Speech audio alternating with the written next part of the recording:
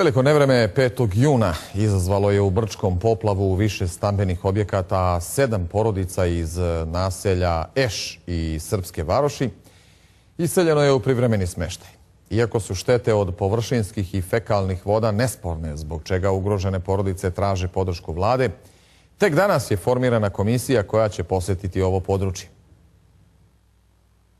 Prava bujica se sručila na dio Srpske Varoši i gotovo kompletno Eš naselje u Brčkom 5. juna popodne i tokom noći. Voda je za kratko vrijeme ušla u kuće i stanove na najnižim kotama i napravila velike štete. Iako, kažu u vladi, nemaju zakonsku obavezu jer to nevrijeme nije okarakterisano kao elementarna nepogoda, jutro su ipak formirali komisiju koja će snimiti stanje na terenu. Ja ovdje trenutno imam 15 objekata evidentirani gdje su nama ljudi zvanično podnijeli zahtjev i znači neće se nikom izaći ko ne bude podnio zvanični zahtjev ili ne bude evidentiran od Odjeljenja za javnu sigurnost. 7 porodica, među njima i više socijalnih slučajeva, iseljeno je kritične noći i privremeno smješteno, a bez podrške vlasti ne mogu se vratiti u kuće i stanove. Zadatak komisije, zato bi zamolio ljude na terenu kad im dođe komisija da im ne postavlja pitanje, nek ljudi završe svoj posao, a da li će biti isplate sredstava ili neće, ja to u ovom momentu ne znam i ne mogu sam ja o tom odlučivati, znači više faktora.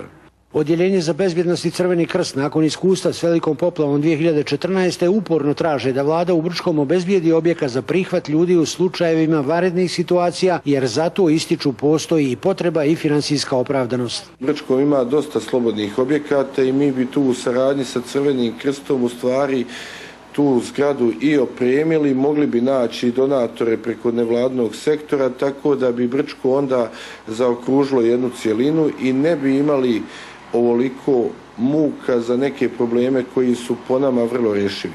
Komisija za procjenu šteta koje su nanijele oborinska voda i fekalna kanalizacija, kažu nadležni, treba da završi posao do kraja sedmice. Iseljenim porodicama preostaje da sačekaju odluku da li će vlada i pomenutih više faktora imati razumijevanja za njihove nevolje.